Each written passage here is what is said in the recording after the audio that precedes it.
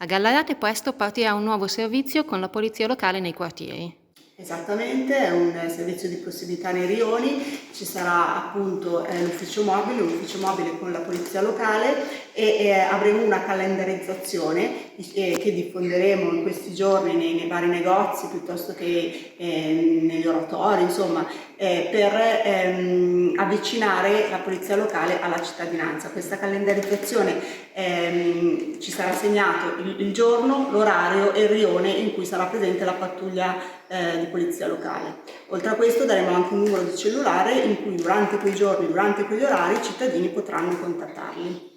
È un servizio che già di fatto si faceva. Esattamente, è una rivisitazione di un servizio che già si è fatto a Gallarate e che ha appunto la finalità di avvicinare ancora di più il cittadino alla polizia locale, quindi la nostra presenza sul territorio ha lo scopo di consentire al cittadino una più facile fruibilità dei rapporti con noi, quindi di raccontarci ciò che accade, di segnalarci le situazioni che possono essere interessanti per noi come polizia locale e quindi di rendere sempre più facile il contatto fra noi e la cittadinanza.